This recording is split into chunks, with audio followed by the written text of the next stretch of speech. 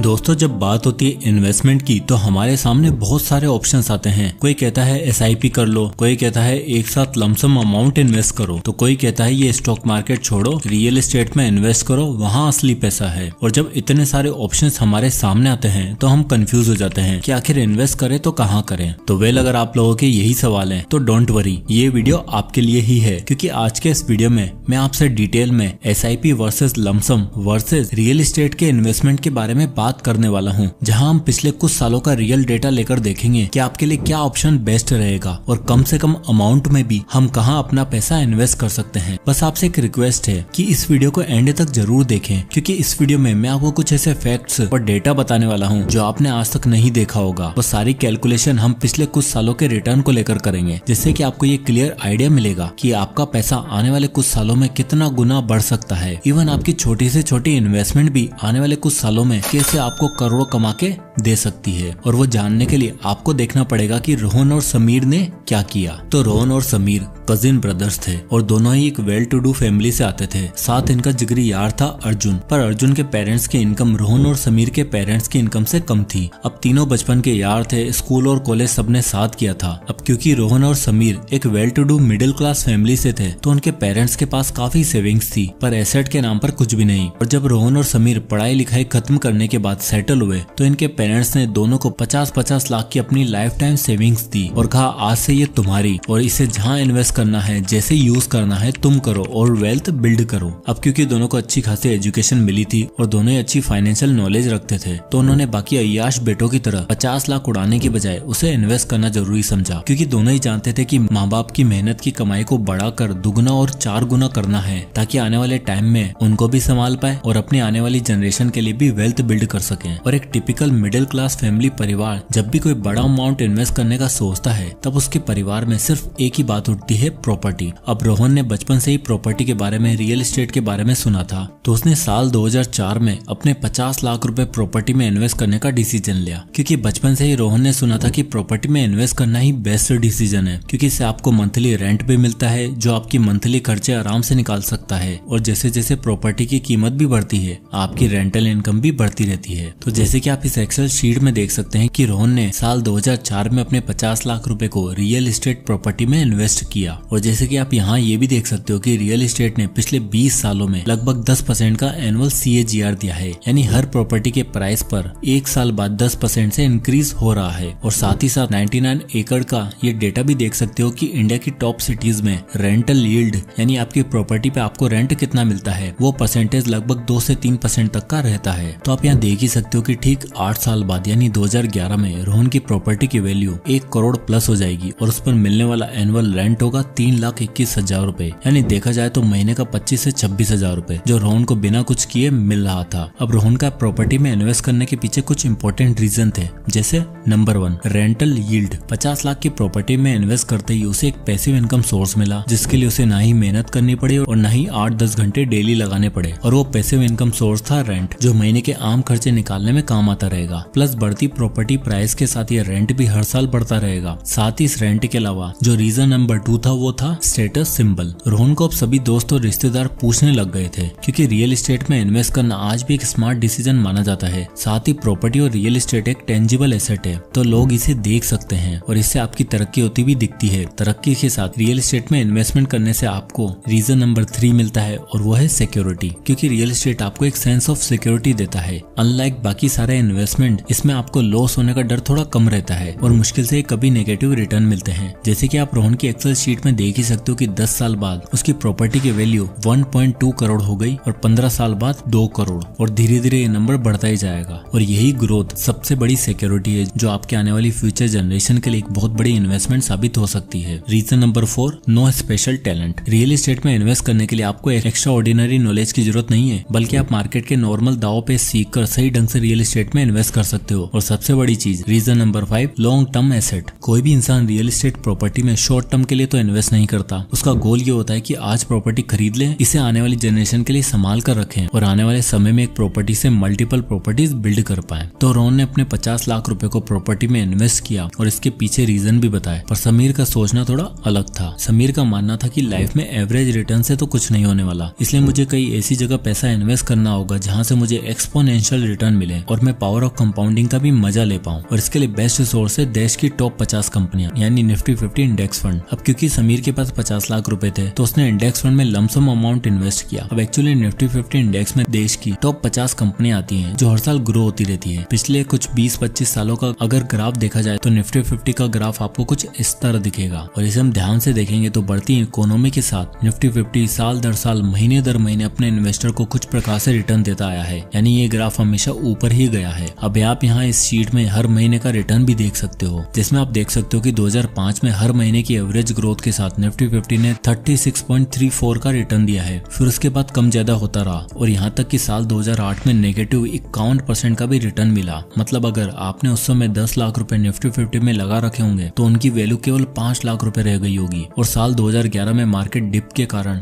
आपको नेगेटिव 24% का रिटर्न दिख रहा होगा। बट फिर भी इतने नेगेटिव रिटर्न के बावजूद भी अगर पिछले 20 सालों के रिटर्न का एवरेज लगाओगे तो निफ्टी 50 ने अपने इन्वेस्टर का पैसा 17% से ग्रो किया है। यानी नेगेटिव रिटर्न तो आए बट अगर आप 20 सालों तक इन्वेस्ट किए होते तो आपको एवरेज रिटर्न मिलता 17% का। तो इन सभी स्टेट्स को देखते हुए समीर ने अपना पैसा देश की जमीन पर लगाने की बजाय देश के बिजनेस पर लगाया। अब इस एक्सेल शीट में आप देख सकते हो जहाँ समीर ने अपने 50 लाख रुपए लमसम के रूप में निफ्टी 50 में लगाए हैं और उसे हर साल 2% का डिविडेंड मिल रहा है जो हर साल उसके बैंक अकाउंट में ऑटोमेटिकली क्रेडिट हो जाता है। तो 17% की एवरेज रिटर्न के हिसाब से मात्र 5 सालों में यानी 2008 में उसका पैसा डबल हो गया यानी 10 लाख रुपए और 10 साल में यानी 2013 में 2.3 करोड़, 15 साल बाद यानी 2018 में 5 करोड़ और 20 साल बाद यानी 2023 में उसकी टोटल इन्वेस्टमेंट की वैल्यू होगी 11 करोड़ रुपए, जिसमें उसे 2% का एनुअल डिविडेंड भी मिल रहा है। और 20वें साल में यानी 2023 में आप देख सकते हो कि समीर को साल का 22 लाख रुपए तो केवल डिविडेंड के रूप में ही मिल रहा है जो महीने का होता है लगभग 2 लाख रुपए। यानी बेटे बेटा उतने इनकम है जो आजकल एक MBA की भी नहीं होती। और वैसे तो इन दोनों भाइयों के परिवार में रियल एस्टेट की बातें होती रहती थी और रोहन ने कुछ वैसा ही किया, पर समीर का स्टॉक मार्केट या इंडेक्स फंड में पैसा इन्वेस्ट करने के पीछे कुछ बहुत स्ट्रॉन्ग रीजन थे। Reason number 1, low cost. अब अगर आप बाकी किसी भी इन्वेस्टमेंट को देखो उसे एक्वायर करने में आपको काफी ज्यादा पैसा देना पड़ता है।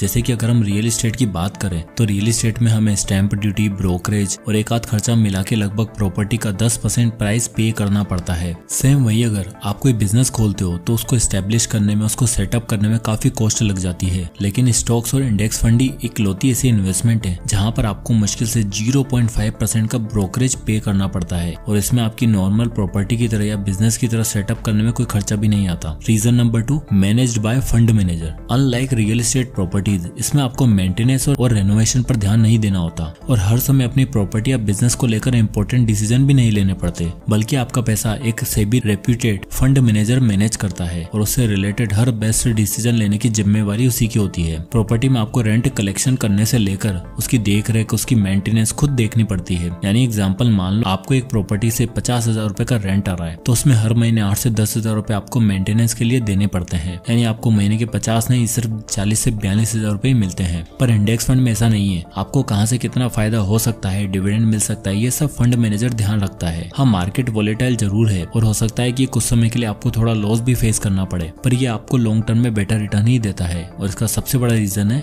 Reason number 3, fast forward economy. अब समीर ने अपने 50 लाख के लिए निफ्टी 50 इंडेक्स फंड इसलिए चूज किया क्योंकि इसमें देश की टॉप 50 ऐसी कंपनी आती हैं जो कई सालों से हमारी इंडियन इकोनॉमी की पिलर रही हैं और इन कंपनीज ने पिछले कई सालों में अपने इन्वेस्टर को काफी बेटर रिटर्न भी दिए हैं। साथ ही इंडेक्स फंड में इन्वेस्ट करने का एक बेनिफिट ये भी है, इसको मैनेज करने वाले लोग देश की उभरती हुई कंपनीज पर ध्यान देते हैं और अगर कोई कंपनी खराब परफॉर्म कर रही है तो उसे टॉप 50 की कैटेगरी से हटाकर ऐसी कंपनी को इंक्लूड कर देते हैं जो अच्छे रिटर्न दे रही होती है। और यही रीजन है कि लॉन्ग टर्म में इन्वेस्टर को हमेशा बम्पर रिटर्न ही मिलेंगे जैसे समीर को मिले। अब आप देख ही सकते हो नौकरी के साथ साथ उसके इन्वेस्टमेंट 11-12 साल बाद 2.5 से 3 करोड़ रुपए का नंबर क्रॉस कर चुकी होगी। यानी अब अगर वो चाहे तो मात्र 10 साल करके रिटायर भी हो सकता है क्योंकि उसका पैसा देश की जमीन पर नहीं बल्कि देश की अर्थव्यवस्था पर लगा है, जो आने वाले 20-25 सालों में दुगनी तेजी से बढ़ने वाली है। फास्ट फॉरवर्ड ग्रोथ के साथ इंडेक्स फंड हमें एक और बेनिफिट देता है, जो है रीजन नंबर 4, डाइवर्सिफिकेशन। ये है टॉप 50 कंपनी जहां पर आपका पैसा इन 50 कंपनियों में इन्वेस्ट होता है। लेकिन अगर हम बात करें रियल एस्टेट प्रॉपर्टीज की, तो इसमें आपको ज्यादा डाइवर्सिफिकेशन का ऑप्शन नहीं मिलता। आप एक प्रॉपर्टी के बाद तुरंत दूसरी प्रॉपर्टी नहीं खरीद सकते, और लोन लेकर ऐसा किया भी तो लेने के देने पड़ जाते हैं, यानी प्रॉपर्टीज एक जगह तक सीमित रह जाती है। पर इंडेक्स फंड आपको डाइवर्सिफिकेशन का पूरा फायदा देते हैं, और इससे होता ही है कि अगर आपको किसी भी इंडस्ट्री में लॉस होता है तो दूसरी इंडस्ट्री वो लॉस कवर अप कर देती है और ओवरऑल आपकी इन्वेस्टमेंट सेफ रहती है। अब रोहन और समीर का देखा जाए तो दोनों अच्छे फैमिली बैकग्राउंड से थे और दोनों की कहीं ना कहीं अपनी फैमिली से फाइनेंशियल सपोर्ट भी मिला, इसलिए वो 50 लाख रुपए इन्वेस्ट कर पाए, जिसमें से एक ने रियल एस्टेट में इन्वेस्ट किया तो दूसरे ने इंडेक्स फंड में, जो उन दोनों के हिसाब से बेस्ट डिसीजन था। पर इन दोनों का दोस्त अर्जुन, जो एक रिच फैमिली बैकग्राउंड से नहीं था और उसे कोई बड़ा अमाउंट भी नहीं मिला था, और आप में से मेजोरिटी लोगों के साथ भी ऐसा ही होगा कि हमारे पास इतना बड़ा अमाउंट नहीं है तो क्या करें। अब आप वही कर सकते हैं जो अर्जुन ने किया। अब उसने क्या किया, चलो देखते हैं। अब अर्जुन जानता था कि उसके माँ बाप समीर और रोहन के माँ बाप जितने अमीर तो नहीं है, और न ही उसको कहीं से 50 लाख रुपए एक साथ मिलने वाले हैं, और उसको समझ में आ चुका था कि अगर अपने दोस्तों जैसे पैसे कमाना है और अपनी आने वाली जनरेशन को एक बेटर फ्यूचर देना है तो उसे भी रोहन और समीर की तरह इन्वेस्टमेंट शुरू करनी पड़ेगी। अर्जुन के पास अच्छी नौकरी थी जो उसे ठीक ठाक लाइफस्टाइल देने में मदद कर रही थी, और साथ ही साथ कॉलेज टाइम से अर्जुन ने फ्रीलांसिंग भी शुरू कर दी थी, यानी उसके पास 2 इनकम सोर्स तैयार थे। पर स्टिल उसके पास रोहन और समीर जितना बड़ा कॉर्पस अमाउंट नहीं था, इसलिए उसने यूज किया SIP यानी सिस्टमेटिक इन्वेस्टमेंट प्लान। अब समीर की तरह अर्जुन ने भी अपने इन्वेस्टमेंट के लिए निफ्टी 50 इंडेक्स फंड को चूज किया। अब सवाल ये था कि रोहन और समीर जितना रिच होने के लिए उसको कितना अमाउंट इन्वेस्ट करना चाहिए। तो अपनी सैलरी और फ्रीलांसिंग की इनकम मिलाकर अर्जुन महीने का अच्छा खासा अर्न कर रहा था। अब उसने सोचा क्यों ना रोहन जैसे रियल एस्टेट प्रॉपर्टी खरीदूं, लेकिन उसके लिए लोन लेना पड़ेगा और हर महीने EMI भरनी पड़ेगी, इसलिए इससे बेहतर है क्यों ना महीने का 30,000 रुपए सेव करके इंडेक्स फंड में इन्वेस्ट किया जाए, जहां से 17% का रिटर्न मिल रहा है। अब आप यहाँ देख सकते हो कि अर्जुन ने इस इन्वेस्टमेंट मेथड से पहले 5 सालों में यानी 2018 तक 18 लाख रुपए इन्वेस्ट किए, और वो 18 लाख 17% के हिसाब से 27,50,000 रुपए हो गए। फिर सेम टेक्निक से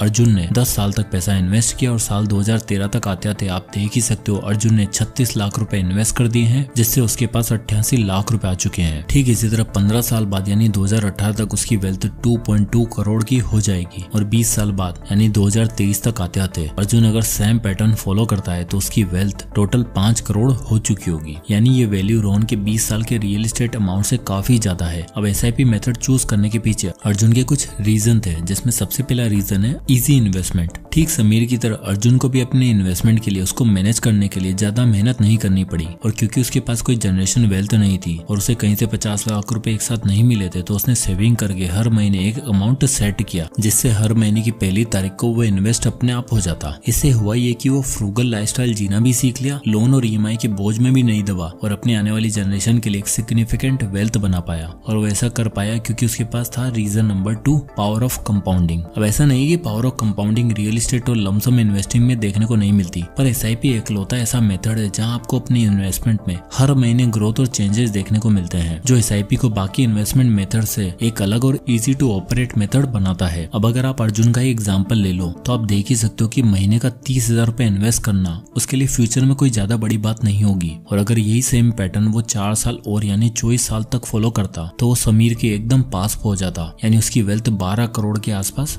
हो जाती। और यही है पावर ऑफ कंपाउंडिंग, जो आपको इंटरेस्ट पे इंटरेस्ट देकर आपका पैसा ग्रो करती है। अब अगर देखा जाए तो तीनों लोगों ने 3 अलग अलग इन्वेस्टमेंट तरीके यूज किए। रोहन ने 50 लाख रुपए को रियल एस्टेट में इन्वेस्ट किया, तो वहीं समीर ने अपने 50 लाख रुपए को इंडेक्स फंड के अंदर लमसम में इन्वेस्ट किया। अब अगर जरा पहले इन दोनों का कंपैरिजन देखा जाए तो आप देख ही सकते हो पहले साल जहां रोहन को रियल एस्टेट से 55 लाख रुपए मिले, वहीं समीर की इन्वेस्टमेंट 58 लाख रुपए थी। पर यहाँ पर रोहन को रेंटल यील्ड ज्यादा मिल रहा था। रोहन को 1,65,000 तो समीर को मिलने वाला डिविडेंड बहुत ही कम, मात्र 1,16,000 रुपए था। फिर अगले 5 सालों तक अगर आप देखो तो 2009 तक रोहन को मिलने वाला रेंटल यील्ड समीर के डिविडेंड से काफी ज्यादा है, और उसकी प्रॉपर्टी की वैल्यू भी ग्रेजुअली इंक्रीज हो रही थी। पर अचानक 2010 में आप देख सकते हो जहाँ रोहन की प्रॉपर्टी वैल्यू 97 लाख रुपए थी, वहीं समीर की इन्वेस्टमेंट बढ़ते बढ़ते 1.4 करोड़ हो चुकी थी, और अब उसको मिलने वाला डिविडेंड भी 2,96,000 हो चुका था। और इसके बाद आप समीर की इन्वेस्टमेंट वैल्यू और डिविडेंड पर अगर नजर डालोगे तो दोनों ही रोहन की प्रॉपर्टी और उसके रेंटल यील्ड से ज्यादा है। और 20 साल बाद जहाँ रोहन को 10 लाख रुपए तक किराया आ रहा था, वहीं समीर को 22 लाख रुपए यानी रोहन से दुगना डिविडेंड आ रहा था। यानी पिछले 7 साल रोहन की प्रॉपर्टी ने खूब अच्छा खासा इंक्रीज देखा। उसके बाद लॉन्ग टर्म में धीरे धीरे उसकी 3% रेंटल यील्ड कभी भी समीर के डिविडेंड को मैच नहीं कर पाई और धीरे धीरे समीर को रोहन से दुगना तिगना डिविडेंड मिलने लगा और उसकी इन्वेस्टमेंट वैल्यू भी रोहन की प्रॉपर्टी से ज्यादा यानी 11 करोड़ हो चुकी थी, जिससे हमें ये समझ आता है कि प्रॉपर्टी लोगों को दिखाने के लिए और एक स्टेबल ग्रोथ के लिए काफी अच्छा एसेट है। और हाँ, स्टॉक मार्केट में आपकी जो इन्वेस्टमेंट है वो किसी को दिखती नहीं है, इसलिए हो सकता है लोग आपको कम स्मार्ट समझे। पर अगर आप एक्सपोनेंशियल रिटर्न और सुपर कंपाउंडेड रिटर्न चाहिए तो आपको आउट ऑफ द बॉक्स जाके कुछ ऐसा करना पड़ेगा जो आपको सिर्फ रिच नहीं बल्कि ट्रू सेंस में वेल्थी बना पाए, जो इंडेक्स फंड से बिल्कुल पॉसिबल है। और अगर आपके पास एक साथ लगाने के लिए 50 लाख रुपए नहीं है तो आप SIP के जरिए हर महीने का अच्छा खासा अमाउंट इन्वेस्ट कर सकते हो और रियल एस्टेट से ज्यादा रिटर्न भी पा सकते हो। जैसे कि रोहन और अर्जुन की इन्वेस्टमेंट में आप कंपैरिजन देख सकते हो, जहां 20 साल बाद रोहन की प्रॉपर्टी की वैल्यू 3.3 करोड़ होगी, वहीं मात्र 30,000 रुपए महीना इन्वेस्ट करने वाला अर्जुन 20 साल बाद 5.1 करोड़ का मालिक होगा। हमें मानता हूँ SIP में आप विड्रॉल नहीं कर सकते जैसे रोहन को अपनी रियल एस्टेट इन्वेस्टमेंट के साथ मिला, पर एक अच्छा खासा अमाउंट जोड़ने के बाद आप अपनी इन्वेस्टमेंट को SWP में डाल सकते हो और हर महीने 70 से 80,000 रुपए आराम से विड्रॉ भी कर सकते हो, ठीक उतना ही जितना रोहन को रेंट मिलेगा। और अगर हम समीर और अर्जुन का कंपैरिजन देखें तो आप देख ही सकते हो मात्र 30,000 रुपए महीने के अमाउंट से भी अर्जुन समीर की तरह स्ट्रेटेजिकली इन्वेस्ट करना सीख गया था। और क्योंकि समीर ने एक साथ 50 लाख रुपए इन्वेस्ट किए थे, इसलिए उसका हर अमाउंट अर्जुन का जस्ट डबल था। यानी 20 साल बाद अर्जुन की वेल्थ जहां 5 करोड़ थी, वहीं समीर की वेल्थ 11 करोड़ हो चुकी थी। पर अब जरा सोचो 30,000 और 50 लाख में कितना फर्क है, लेकिन इन दोनों के रिटर्न में सिर्फ 2x का फर्क है। और अगर अर्जुन महीने का 30,000 की बजाय थोड़ा ज्यादा इन्वेस्ट करता, लेट से 50 या 60,000 रुपए इन्वेस्ट करता, तो आप देख ही सकते हो इन दोनों की वेल्थ में बिल्कुल कोई फर्क नहीं था और अर्जुन के बाद 20 साल बाद 12 करोड़ का कॉर्पस होता। और ये सुपर कंपाउंडिंग का है पावर, जो आपको सिर्फ और सिर्फ स्टॉक मार्केट और इंडेक्स फंड में देखने को मिलेगा। तो अब सब आपके सामने है कि आप एक साथ लमसम अमाउंट स्टॉक मार्केट में लगाना चाहते हो या रियल एस्टेट में इन्वेस्ट करना चाहते हो, या फिर आपके पास कोई बड़ा अमाउंट नहीं है तो आप किसी भी अमाउंट से SIP शुरू कर सकते हो। जरूरी नहीं कि 30,000 से ही शुरुआत करो, आप जितना सेव कर सको उतना बढ़िया। और कौन सा इन्वेस्टमेंट आपको सबसे अच्छा लगा कमेंट करके जरूर बताएं। तो मिलते हैं नेक्स्ट वीडियो में, तब तक के लिए जय हिंद।